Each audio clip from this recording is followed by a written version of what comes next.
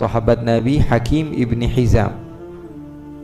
Hakim ibni Hizam ini sahabat Nabi yang memang sahabat karib Nabi sebelum Nabi menjadi Nabi. Nabi Muhammad belum menjadi Nabi, Hakim ibni Hizam ini sudah menjadi sahabatnya Rasulullah sallallahu alaihi wasallam. Berdagang bersama, partner bisnis Nabi. Hakim ibni Hizam ini sahabat Nabi Muhammad sallallahu alaihi wasallam. Adapun nasab beliau adalah Hakim ibni Hizam ibni Khuwailid. Hakim ibni Hizam bin Khuwailid. Siapa itu Khuwailid? Ayah Siti Khadijah. Khadijah binti Khuwailid bin Abdul Uzza bin Qusay bin Kilab. Walaupun umurnya Hakim ini lebih tua dari Nabi 5 tahun, ya, tapi ya namanya teman ngobrol ya, kalau 3 tahun 5 tahun itu nggak beda jauh lah. Tapi kalau misalnya bedanya 20 tahun, nah itu udah nggak nyambung omongannya, ya, udah nggak nyambung omongannya. Tapi kalau bedanya cuma 5 tahun, ya biasanya masih nyambung karena tidak terlalu jauh usianya. Ya, tadinya teman bareng, bisnis bareng, ya, tapi setelah itu Nabi Muhammad SAW menjadi paman beliau karena Nabi Muhammad menikah dengan bibinya Khadijah binti Khuwailid, adik daripada ayahnya beliau yang bernama Hizam. Ya, adik daripada ayah beliau yang bernama Hizam. Abu Khalid Hakim ibn Hizam ini satu-satunya orang Quraisy atau orang Arab yang lahir di dalam Ka'bah. Lahirnya di mana? Dalam Ka'bah. Sengaja lahir dalam Ka'bah? Enggak. Ka'bah pada masa itu dibuka untuk hari-hari khusus. Kalau sekarang untuk orang-orang khusus. Ya, mungkin ada presiden dari satu tempat datang boleh masuk Ka'bah. Atau orang-orang yang diatur oleh kerajaan sana. Kalau mau masuk boleh masuk beberapa orang. Kalau dulu ada hari-hari khusus. Ya, hari-hari khusus pintu Ka'bah boleh dibuka. Sehingga apa? Sehingga sebagian orang masuk melihat, ya, apa yang terjadi, apa yang berlaku, apa yang terlihat, apa yang nampak di Ka'bah. Bahkan Nabi Muhammad SAW ketika Fathu Makkah, Nabi Muhammad salatnya di mana? Di dalam Ka'bah bersama siapa? Sayyidina Bilal bin Rabah masuk dalam Ka'bah sallallahu alaihi wasallam. Dan pada masa itu juga sebagian pengurus-pengurus mereka masuk karena membersihkan dan meletakkan sesuatu yang ada di Ka'bah, di dalam Ka'bah itu karena mereka memiliki patung-patung yang diletakkan di dalam Ka'bah, ya, di dalam Ka'bah.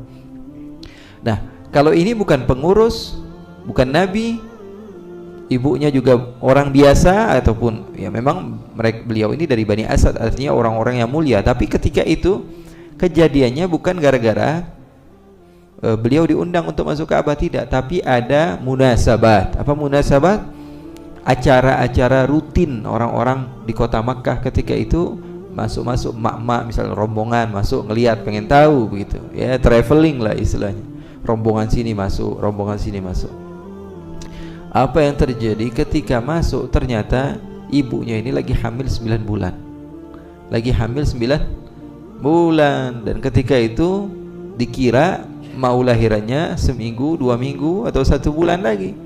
Ternyata di dalam Ka'bah dia sudah merasa sakit dan tidak kuat. Akhirnya mereka membantu ibu daripada Hakim ibn Hizam ini untuk melahirkan Hakim di dalam Ka'bah. Di dalam Ka'bah, jadi lahirlah anak ini yang bernama siapa? Hakim ibn Hizam. Hakim ibn Hizam radhiyallahu ta'ala. Hakim ibn Hizam tumbuh lahir di Ka'bah dan karena beliau adalah anak pemimpin di Ka'bah. Khuwailid ini orang hebat, ya, jangan dianggap Khuwailid ini ayah Siti Khadijah orang biasa. Buktinya kok saya katakan beliau orang hebat, beliau bersama Abdul Muttalib termasuk orang yang pergi ke Saif bin Dhi Yazin. Ketika Saif bin Dhi Yazin menguasai Habasyah, menguasai kerajaan, ada orang yang beriman kepada Allah, dia yang menguasai kerajaan. Ketika itu kabilah di Mekah mengutus Abdul Muttalib untuk menjadi wakil semua orang kota Mekah. Nah, di antara rombongan Abdul Muttalib ada siapa? Hakim ibn Khuwailid ibni Asad. ibni Abdul Uzza. Jadi Khuwailid ayahnya Siti Khadijah bukan orang sembarangan, tapi orang yang dianggap adalah orang hebat. Jadi Hakim ibn Hizam bersama Nabi, besar bersama Nabi, duduk bersama Nabi, belajar bersama Nabi, kemudian main bersama Nabi, kemudian berdagang bersama Nabi Muhammad SAW, sampai pada suatu waktu Nabi Muhammad SAW menjadi orang yang dipilih oleh Allah Subhanahu wa taala untuk menjadi utusan Allah. Beliau enggak mau masuk Islam. Karena apa? Karena keadaan tidak mendukung. Ketika itu beliau adalah pemegang Darun Nudwah, tempat berkumpulnya orang-orang Quraisy. Nah, Hakim ibn Hizam ini menjadi penanggung jawab tempat tersebut. Bahkan kepemilikannya atas nama beliau. Hakim ibn Hizam adalah sahabat yang tidak mau masuk Islam karena lingkungan. Seperti yang dikatakan tadi, kita kalau misalnya lingkungan kita baik, mau nggak mau kita mau jadi baik begitu. Walaupun terpaksa. Tapi lingkungan ketika itu kita buruk, kemudian kita memiliki tanggung jawab untuk melakukan keburukan, maka terkadang kita susah untuk meninggalkannya. Bukan tidak mau.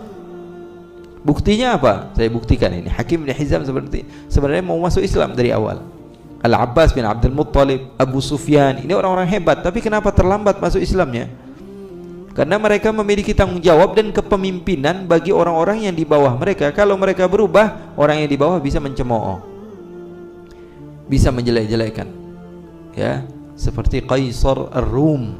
Mungkin 2 minggu yang lalu atau 3 minggu yang lalu kita ceritakan bagaimana Qaisar itu sebenarnya dia mau beriman kepada Nabi, tapi takut orang-orang yang lain berubah, dia nggak dijadikan pemimpin lagi. Maka apa yang dia harus lakukan?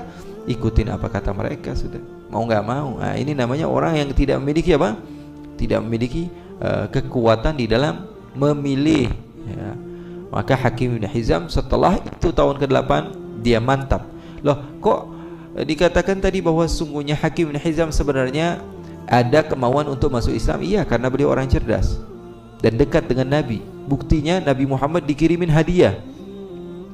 Kafir, musuhnya Nabi, tapi ngirimin hadiah buat Nabi. Ngirimin hadiah terus buat Nabi. Karena apa? Karena temennya. Walaupun beda partai, yang namanya teman, kita kok bareng katanya, ya. Walaupun beda madhab, walaupun beda, ya, tapi lama-kelamaan karena keimanan yang Allah berikan di dalam hati Hakim bin Hizam, pada tahun ke-8 beliau masuk Islam. Dan Nabi Muhammad ngomong langsung terang-terangan ketika Nabi Muhammad mau Fathu Makkah, kata Nabi Muhammad, saya berharap Hakim bin Hizam masuk Islam, saya berharap Suhail bin Amr masuk Islam, saya berharap Jubair bin Mut'im masuk Islam, saya berharap, kata Nabi Muhammad, ada 4 orang yang disebut oleh Nabi Muhammad sallallahu alaihi wasallam, di antaranya adalah Hakim bin Hizam, sahabat Nabi semenjak kecil. Hakim bin Hizam, sahabat Nabi ini adalah orang yang terkenal dermawan. Biasanya, ya, pertama masuk Islam, beliau masuk Islam. Kemudian beliau bersaksi bahwa tiada Tuhan selain Allah dan Nabi Muhammad adalah utusan Allah. Kemudian pindah kota Madinah, belanja di kota, karena beliau ini bisnis, ya, orang bisnis, uangnya banyak. Belanja, tapi dia tinggalkan kota Mekah, beli daerah di kota Madinah, rumah tinggal di kota Madinah, hijrah di kota Madinah. Kemudian ikut peperangan Hunain, ikut peperangan Taif, karena ada hanya beberapa peperangan saja setelah Fathu Makkah. Tahu-taunya Nabi Muhammad mendapatkan harta rampasan perang yang begitu banyak di dalam peperangan Hunain dan peperangan Taif. Apa yang terjadi, ikhwani? Hakim bin Hizam datang kepada Nabi Muhammad, Rasulullah, bagi dong harta rampasan. Oh, oke. Kasih sama Nabi. Kasih 10 unta. Bagi lagi dong, kasih 10 unta. Bagi lagi dong, kasih lagi 10 unta. 1 unta, kalau kita 1 sapi kadang-kadang setahun sekali udah 30 juta. Unta berapa? Bisa 80 juta, bisa 60 juta, lebih besar. Kemudian mintanya enggak tanggung-tanggung, 10. Sama Nabi dikasih terus-menerus sampai 100. Kalau yang lain ada batasan. Kalau Hakim bin Hizam, mau apa lagi nih? Kasih. Mau apa lagi nih? Kasih. Mau apa lagi nih? Sampai Nabi Muhammad sallallahu alaihi wasallam katakan kepada Hakim bin Hizam, wahai Hakim, sesungguhnya dunia ini nampaknya seperti hijau, tapi isinya bangkai. Kalau kamu terus-menerus, ya, mengharapkan duniawi, maka yang kamu akan dapatkan bangkai. Ya, kata Rasulullah SAW, Rasulullah nasihati dengan beberapa nasihat. Sehingga apa? Hakim bin Hizam mengatakan kepada Nabi, kalau begitu wahai Muhammad, semenjak dari sekarang saya tidak akan pernah lagi mengambil harta. Dan beliau bukan hanya sekedar ucapan. Di saat semua orang itu memberikan dam atau hadi satu kambing, beliau ngeluarin 100 ontak dipotong, bukan 1-2. Ya, beliau berbagi. Setiap beliau punya binatang ternak, hewan, mereka beliau potong untuk orang-orang yang memerlukannya. Jadi setelah mendengar Nabi ini seperti ini, ada orang yang seperti itu memang. Mendengar sekali nasihat ngena, akhirnya sudah dia dengar selama-lamanya. Tapi terkadang kita kan nggak dengar, oh iya bagus ini, oh iya benar ini, sekali, besok lupa. Ya, besok lupa, besok lupa. Tapi ada terkadang di dalam satu kata-kata yang 1 jam atau 2 jam atau 3 jam, ada satu poin yang bagi seseorang itu sangat mengena dalam hati sehingga dijadikan pegangan hidup. Nah, Hakim bin Hizam ketika mendengar Nabi, itu yang beliau lakukan. Beliau katakan, kalau begitu saya tidak akan pernah meminta setelah ini, dan saya tidak akan ambil harta kecuali sesuatu yang milik saya. Dan itu pun diberikan kepada orang-orang lain. Di zaman Rasulullah dikasih lagi, enggak mau ya. Ya, setelah itu ada peperangan, beliau mau dikasih, enggak mau. Di zaman Sayyidina Abu Bakar, karena setiap sahabat-sahabat yang sepuh mendapatkan bagian, diminta sama Sayyidina Abu Bakar untuk mengambil hartanya, enggak. Di zaman Sayyidina Umar juga enggak, karena beliau ini hidupnya panjang. Meninggal usianya 120 tahun. Hakim bin Hizam masuk Islam ketika berusia 60 tahun.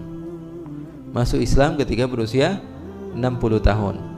Beliau masuk Islam kalau beliau usianya 60 tahun, berarti ketika itu Nabi Muhammad SAW kurang lebih umurnya 57 atau 56 atau 55, karena usianya bedanya berapa?